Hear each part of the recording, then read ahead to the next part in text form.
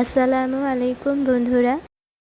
ভর্তা তো বাসায় কম বেশি সবাই বানিয়ে খেতে পারি, কিন্তু কিভাবে ভর্তাটা বানালে অনেক বেশি মজার হয় আজকে তোমাদের সাথে সেটাই শেয়ার করছি।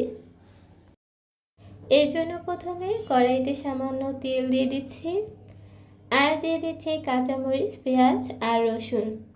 এখানে মিডিয়াম সাইজে 3টা পেঁয়াজ আছে আর বড় একটা রসুন আছে। কাঁচামরিচটা তোমাদের ইচ্ছে মতো যে যেভাবে ঝাল খেতে পছন্দ করো সেভাবে দিয়ে দিলেই হবে। এখন এগুলোকে একটু ভেজে নেব আর চুলার আঁচটা লোতে রেখে দিব। হাই হিটে ভাজা যাবে না, তাহলে কালার চলে আসবে আর পেঁয়াজের যেটা কাঁচা গন্ধ থাকে সেটাও থেকে যাবে। লো হিটে এটাকে ভেজে নিয়েছি প্রায় 5 থেকে 6 মিনিটের মতো, আর এখানে সুন্দর একটা কালারও চলে এসেছে।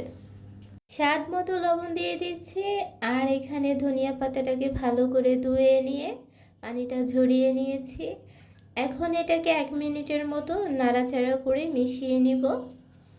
এটাকে হাই হিটে ভাজা যাবে না, তাহলে কিন্তু ধনিয়ার পাতার যে সুন্দর একটা সবুজ কালার থাকে সেটা নষ্ট হয়ে যাবে।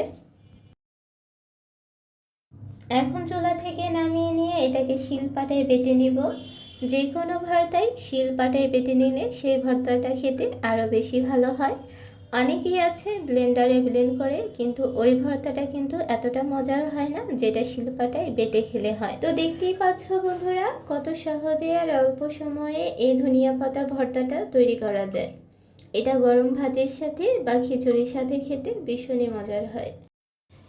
এই রেসিপিটি ফলো করলে তোমাদের ভর্তার কালার আর টেস্ট দুটোই ঠিকঠাক থাকবে। তো ভালো লাগলে অবশ্যই একবার ট্রাই করে দেখবে।